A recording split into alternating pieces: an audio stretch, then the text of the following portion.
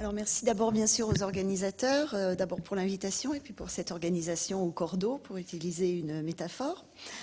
Alors pour qui veut suivre le devenir d'une métaphore antique, depuis son acte de naissance bien attesté jusqu'à ses métamorphoses modernes, la métaphore animale érotique qui apparaît d'abord chez Catulle pourrait être un bon sujet.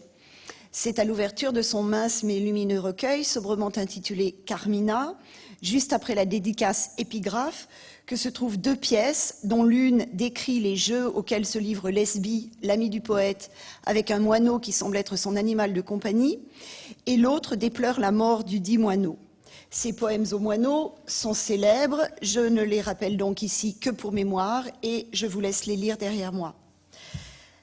Bien entendu, il est possible de voir dans ces pièces des scènes de genre, respectivement éloge de l'animal favori et déploration de sa mort, qui s'inscrivent alors dans une longue tradition littéraire qui commence avec l'anthologie grecque et se poursuit après Catulle avec Ovide, sur la mort du perroquet de Corinne, Martial, éloge de la petite chienne Issa, Stas, déploration de la mort du perroquet d'Athédius Mélior, et se poursuit jusqu'à la Renaissance, je passe au deuxième, avec, par exemple, la déploration funèbre du petit chien Peloton dans les jeux rustiques de Du Bellay. Pour autant, dès l'Antiquité, les poèmes de Catulle ont semblé pouvoir recevoir une autre interprétation. On connaît l'allusion gaillarde de Martial, qui promet au jeune esclave qui a ses faveurs, si celui-ci lui donne des baisers catulliens, de lui donner en retour le moineau de Lesbie. S'il n'est pas absolument impossible que le moineau promis en soit vraiment un, dans la mesure où il était habituel de donner aux jeunes enfants des animaux de compagnie, les relations qu'entretient le poète avec son puer delicatus laissent également songer à un cadeau d'une autre nature.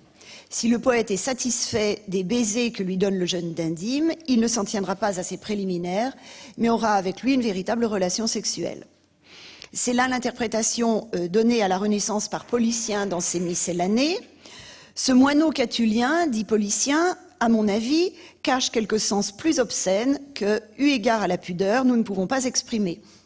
Dans cette interprétation, les poèmes 2 et 3 prennent évidemment un tout autre sens. La scène mignarde devient une scène érotique dans laquelle l'ami de Catulle joue avec le sexe de son amant, tandis que celui-ci regrette avec une ironie amère, à la fin de la pièce 2, qu'à lui, le sexe ne suffise pas pour soulager les tristes tourments de son âme. Ce premier poème donne donc dès l'abord le ton des relations entre le poète et son égérie. Il est plus passionné, plus exigeant qu'elle. En gros, elle jouit et il souffre. Le Carmen III, pour sa part, si l'on admet cette analyse, développe le motif du fiasco, qui aura à son tour une longue postérité.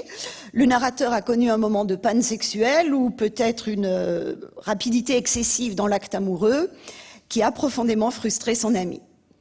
À la Renaissance, ce type d'interprétation n'a pas paru aller de soi. Le poète Saint-Nazare, par exemple, l'a vivement blâmé dans une épigramme dans laquelle il s'insurge à l'idée que le divin moineau de Catulle puisse ne pas en être un véritablement. Il est vrai que Julia Eggesser a bien montré que cette critique de Saint-Nazare était surtout due à l'animosité qu'il ressentait envers Policien. Mais au XXe siècle, la querelle n'est toujours pas close. Certains commentateurs récusent encore fortement toute interprétation sexuelle des poèmes aux moineaux, qu'ils jugent inutiles ou peu probables. D'autres, plus nombreux, sont favorables à une telle interprétation avec des arguments qui me semblent emporter l'adhésion. Le choix du moineau est tout d'abord sans doute significatif dans la mesure où ce n'est pas spécifiquement un animal de compagnie, mais que c'est en revanche un animal qui, dans l'Antiquité, passait pour particulièrement sensuel.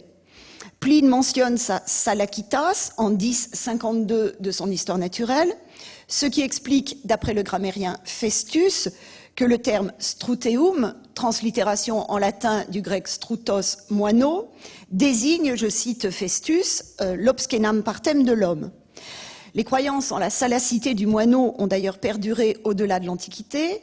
Au XVIe siècle, on la retrouve par exemple chez le médecin viennois Jean Ursin, dans son amusante prosopopée des animaux, et Érasme, dans ses adages, cite le proverbe passere salacior, plus salas qu'un moineau.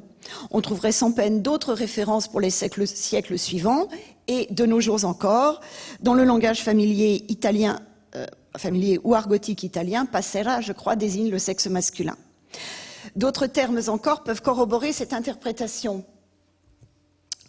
Deliciae, ludere et gremium sont tous employés dans les Carmina de Catulle en contexte érotique. Dans le poème 3, en outre, il est possible d'entendre matrem au sens,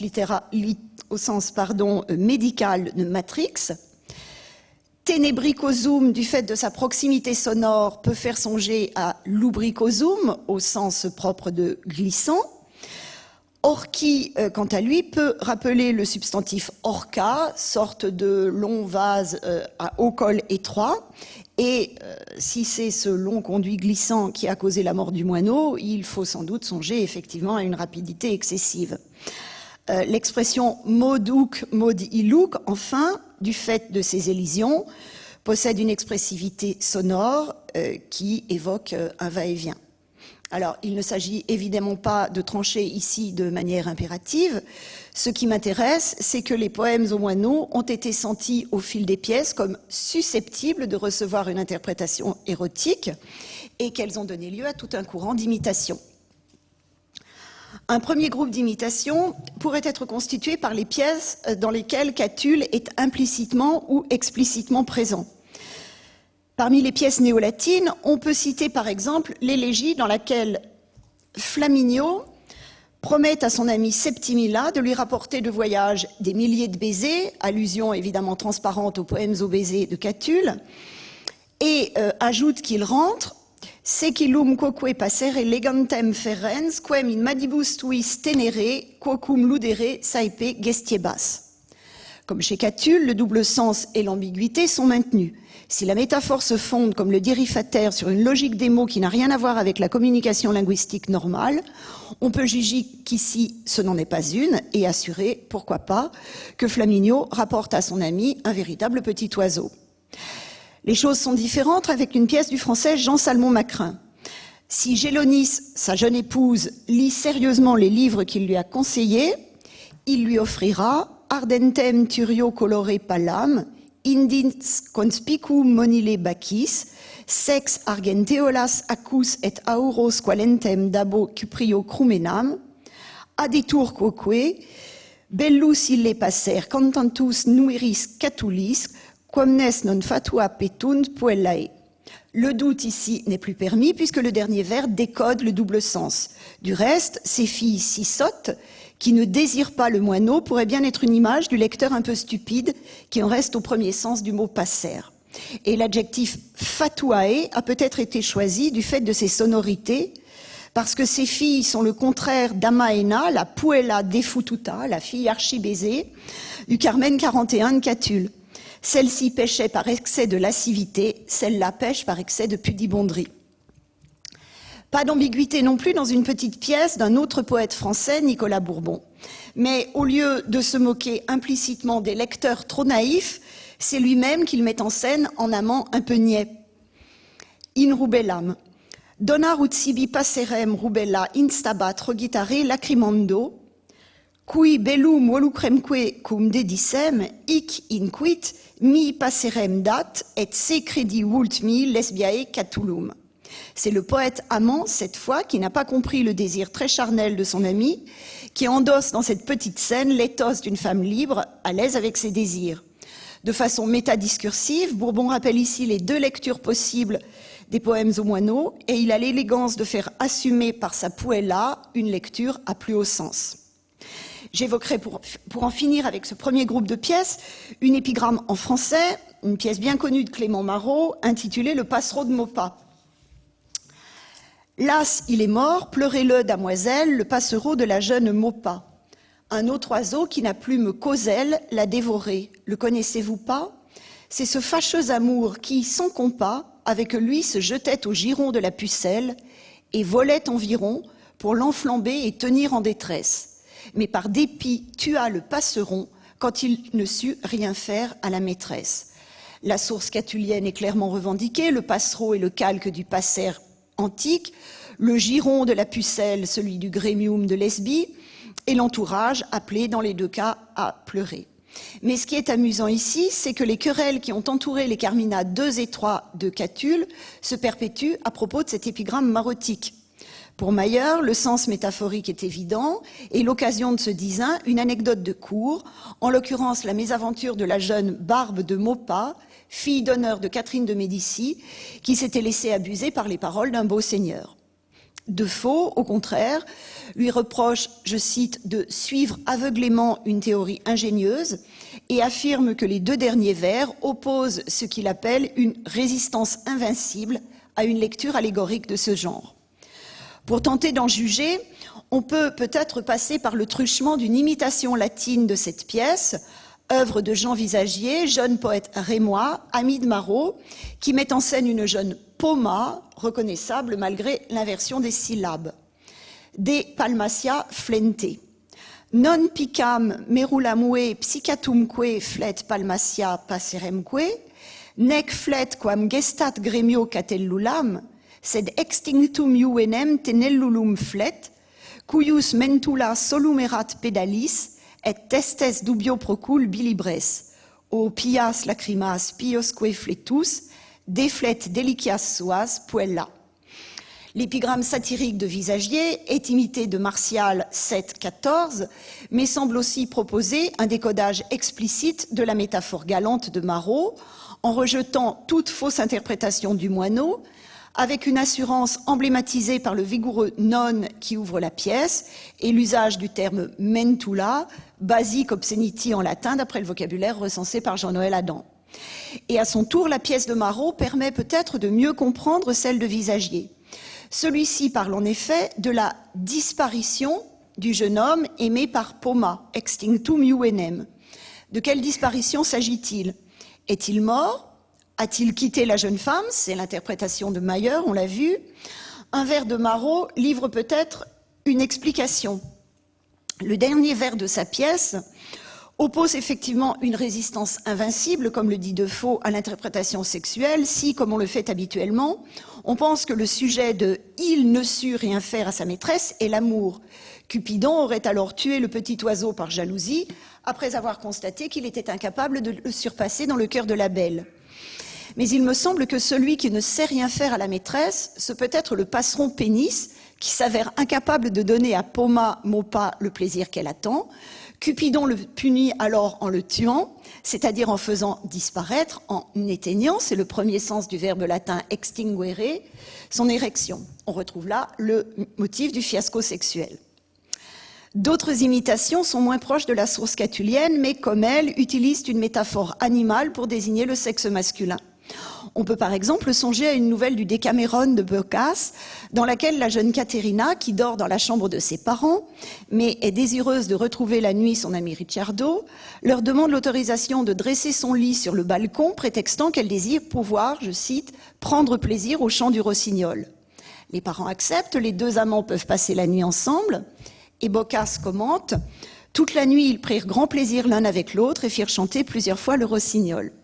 Au matin, alors que les jeunes gens sont encore endormis, le père de Caterina les surprend et crie à sa femme « Ta fille a tant aimé le rossignol et l'a si bien guetté qu'elle l'a attrapé et le tient dans sa main. » Il exige alors que Ricciardo épouse sa fille, car ainsi il aura mis le rossignol dans la cage qui lui appartient et non pas dans celle d'autrui. Le jeune homme accepte et la nouvelle se conclut sur cette note optimiste. Dans la paix et dans la joie, très longtemps, ils firent la chasse au rossignol, de jour comme de nuit, et autant qu'il leur plut. Nous avons là un exemple un peu particulier de métaphore filée dans laquelle la première occurrence de la série, Caterina veut pouvoir entendre le rossignol, ne devient métaphorique qu'au vu des occurrences suivantes. Et cette métaphore est d'autant plus acceptable, c'est-à-dire compréhensible, que le lecteur connaît le texte de Catulle et la signification d'un autre oiseau. Mais chez Boccace comme chez Catulle, même part du jeu littéraire dans l'usage du trope, ici souligné par la répétition récurrente du terme rossignol. Le second texte que je voudrais évoquer date du XVIIe siècle et est moins connu. C'est un poème de Gauthier Garguille, comédien à l'Hôtel de Bourgogne, qui publia en 1632 un recueil de chansons composé de textes gaillards, bouffons, satiriques, parfois scatologiques, écrits en heptasyllabes et riches de jeux verbaux. L'une de ces chansons donne la parole à un jeune homme qui s'exclame « Une fille de village avec son bas-volet, elle m'a prêté sa cage pour y loger mon perroquet. La cage était trop petite, il n'y entra que le bec, puis poussant et faisant rage, il y entra tout à fait. Et quand il fut entré, Dieu sait comme il gazouillait. » Le texte évoque bien entendu la défloration de la jeune fille, mais le double sens est volontairement maintenu. Hors du contexte des chansons, on pourrait, ma foi, faire lire cette pièce à un enfant qui n'y verrait que son sens littéral. D'autres animaux peuvent également être chargés de figurer le sexe masculin. Dans les fabliaux érotiques du Moyen-Âge, Sophie Poitral évoque le cheval, le poulain ou le taureau, mais aussi le lapin dans un fabliau intitulé Trubert. Le fabliau met en scène le jeune Trubert, qui, déguisé en femme, est parvenu à susciter l'amitié de la jeune et jolie Rosette, et même un soir à partager sa chambre. Les jeunes gens se sont déshabillés, et Trubert, pour rassurer sa naïve compagne effrayée à la vue de son sexe, lui affirme « C'est un petit lapro, il est petit mais il est très beau ». Apaisé par l'emploi des termes hypocoristiques, en ancien français, le diminutif fort ambigu connotio, souligné par l'adjectif redondant petit, la jeune fille s'enhardit, Trubert pousse son avantage dans un texte que je vais vous laisser lire derrière moi. Comme l'indique Sophie Poitral, l'énumération des 3 verbes d'action à la fin, aussitôt vous le verrez jouer, sauter et danser là-dedans, souligne l'activité incessante de l'animal qui suggère la vigueur du membre. Ce qui est en outre intéressant, c'est le double système d'énonciation qui porte la métaphore. Le remplacement du sexe par le lapro est d'abord le fait d'un personnage dans le but d'en tromper un autre. Et l'auteur du fabliau ne semble pas prendre la métaphore à son compte. Mais ensuite, la frontière entre son discours et celui de Trubert se brouille. C'est l'auteur lui-même qui dit que Rosette le tient par l'échine et qu'il lève la tête. Le discours métaphorique n'est plus alors trompeur, mais proprement poétique, enfin si on peut dire.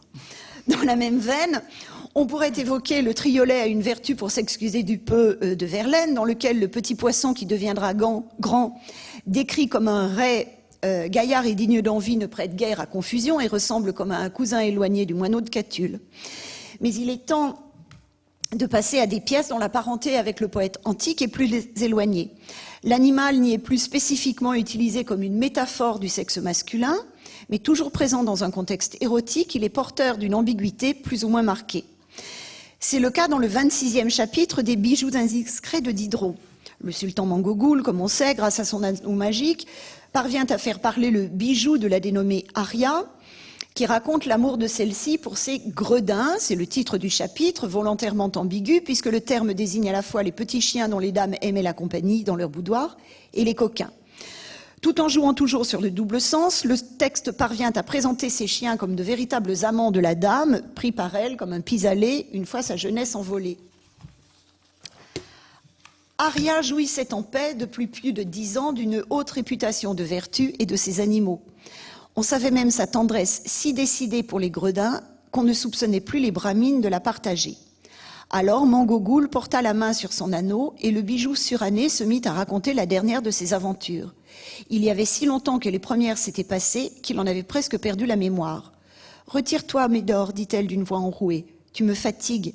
J'aime mieux Lisette, je la trouve plus douce. » Médor, à qui la voix du bijou était inconnue, allait toujours son train. Mais Aria, se réveillant, continua. « Ôte-toi donc, petit fripon, tu m'empêches de me reposer. Cela est bon quelquefois, mais trop, c'est trop. » Médor se retira, Lisette prit sa place et Aria se rendormit. Comme l'indique Vincent Jolivet dans un article de la revue XVIIIe siècle consacré à l'animal, ce chapitre des bijoux est caractéristique d'une certaine fascination des Lumières pour la bestialité, qui fait qu'aux côtés du discours savant, il existe un discours alternatif sur ce sujet que l'on retrouve dans les productions libertines du temps, qui se plaisent fréquemment à mettre en scène des amours contre nature, unissant hommes et bêtes. Ce qui m'importe ici, c'est que par l'usage d'expressions comme « retire-toi Médor » ou « cela est bon », Diderot transforme les jeux d'Aria avec ses gredins en métaphore de l'acte sexuel, rendant le zeugma « Aria jouissait d'une haute réputation de vertu et de ses animaux » tout particulièrement savoureux. Mais il reste malgré tout dans une forme d'ambiguïté qui le rapproche de Catulle par l'élégance de sa lasciwia et qui le distingue de certains textes de la même période, beaucoup plus directs et univoques. On peut rapprocher la manière de Diderot de celle de Fragonard dans 2 tableaux de 1770 tout aussi évocateurs que ce passage des bijoux, 2 femmes sur un lit jouant avec des chiens, et le suivant que j'aime tout particulièrement, jeune fille faisant danser son chien sur son lit. Pour finir, je voudrais évoquer une dernière chaîne métaphorique un peu différente. Nous avons tous en mémoire le fameux passage d'une partie de campagne de Maupassant dans lequel la jeune Henriette se laisse entraîner dans un cabinet de verdure par un beau canotier, cependant que les trilles d'un rossignol perché sur une branche au-dessus des amants métaphorisent dans le récit leurs ébats. Tout était calme aux environs. L'oiseau se remit à chanter. Il jeta d'abord 3 notes pénétrantes qui semblaient un appel à l'amour, puis, après un silence d'un moment, il commença d'une voix affaiblie des modulations très lentes. Une ivresse envahissait l'oiseau, et sa voix, s'accélérant peu à peu comme un incendie qui s'allume ou une passion qui grandit, semblait accompagner sous l'arbre un crépitement de baisers. Puis le délire de son gosier se déchaînait éperdument. Il avait des pâmoisons prolongées sur un trait, de grands spasmes mélodieux. Quelquefois, il se reposait un peu, filant seulement 2 ou 3 sons légers qu'il terminait soudain par une note suraiguë. Ou bien il partait d'une course affolée, avec des jaillissements de gamme, des frémissements, des saccades, comme un chant d'amour furieux, suivi par des cris de triomphe. La métaphore ici est limpide et elle prend en charge la narration quand la poursuivre serait à la fois bousculer la décence et risquer une trop grande lourdeur démonstrative. Maupassant préfère la masquer, fût-ce de façon transparente, par des dérivations que viennent décoder quelques rares comparaisons. Dans le film qu'il a tiré de la nouvelle, Renoir n'a pas repris la scène du rossignol, peut-être parce qu'elle formait un morceau de bravoure trop propre à Maupassant. Pourtant, la métaphore animale n'est pas complètement absente chez lui. Au début du film, l'émoi amoureux que va ressentir la jeune Henriette est annoncé par l'évocation du grouillement vital des bêtes au printemps, le bourgeonnement et la fécondité de la nature en cette saison. Et le questionnement que cela suscite chez la jeune fille conduit à demander à sa mère si, dans sa jeunesse, comme elle se sentait toute drôle quand elle venait à la campagne. Est-ce que tu sentais une espèce de tendresse pour l'herbe, pour l'eau, pour les arbres, une espèce de désir vague, n'est-ce pas? Ça prend ici, ça monte, ça vous donne presque envie de pleurer. Renoir est ici à mi-chemin entre la métaphore animale et la métaphore végétale. Xavier Bonnier, que je remercie ici, me suggère à juste titre de rapprocher ce passage du film de la description du Paradou dans La faute de l'abbé Mouret, ce jardin dans lequel Serge et Albine ont une relation interdite, encouragée à cela à la fois par les plantes et les animaux. C'était le jardin qui avait voulu la faute. Du parterre arrivaient des odeurs de fleurs pâmées, un long chuchotement qui comptait les noces des roses, les voluptés des violettes. Et jamais les sollicitations des héliotropes n'avaient eu une ardeur plus sensuelle. Du verger, c'étaient des bouffées de fruits mûrs que le vent apportait, une senteur grasse de fécondité, la vanille des animaux, le musc des oranges.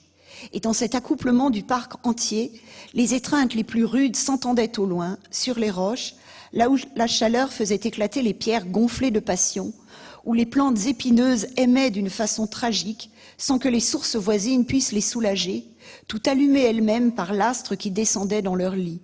« Que disent-ils » murmura Serge, éperdu. « Que veulent-ils de nous à nous supplier ainsi ?» Albine, sans parler, le serra contre elle. Les bêtes du jardin, à leur tour, leur criaient de s'aimer. Les cigales chantaient de tendresse à en mourir, les papillons éparpillaient des baisers au battement de leurs ailes. Alors, Albine et Serge entendirent. Ainsi, la métaphore animale érotique, telle que Catulle l'a conçue, a traversé les âges, générant une postérité très riche et toujours renouvelée. Ce qui me frappe néanmoins, c'est que plus les textes sont récents, et plus sombre est le contexte dans lequel l'union charnelle est métaphoriquement exprimée. Dans une partie de campagne, Maupassant exerce sa verve cinglante à propos d'Henriette, chez qui l'idée d'écouter un rossignol suscite, je cite, « la vision de poétique tendresse », et il clôt sa nouvelle sur la désespérante médiocrité de la vie de la jeune femme qui s'est résolue à épouser le gros jeune homme aux cheveux jaunes, commis de son père. Chez Zola, l'exubérance du Paradou peut être vue comme destructrice, puisque le sexe interdit mène Albine à la mort et Serge à l'impuissance. Et on peut être d'accord avec Ripoll, qui dit que le Paradou exprime en fait, je cite, « l'angoisse qui saisit l'homme devant le temps, devant le sexe, devant la mort ». Rien de cela chez Catulle. Si ambigu qu'ils fussent, et malgré la souffrance et la peur de l'échec qu'ils peuvent traduire, les poèmes aux moineaux exaltent cette puissance si forte qui pousse l'un vers l'autre deux êtres pour leur faire oublier, le temps d'un instant, la précarité de l'existence. Chez lui, le désir féminin est toujours accepté, valorisé, comme en témoignent deux vers qui, dans les éditions modernes, suivent le Carmen II sans que l'on sache exactement, compte tenu des conditions de transmission du texte de Catulle, s'ils en font partie ou non. Dans ces deux vers, le poète de Vérone propose une curieuse relecture du mythe d'Atalante et d'Hippomène, dans laquelle la jeune chasseresse, contrainte par la ruse de s'unir à son prétendant, devient une jeune femme désirante, heureuse de ramasser la pomme qui lui fera dénouer sa ceinture de vierge, trop longtemps attachée. C'est de cette affirmation de la beauté du désir et du plaisir que participent les poèmes aux moineaux, qui annoncent ainsi le fameux « Wiwamus mea lesbia atquamemus » qui ouvre le Carmet 5. Je vous remercie.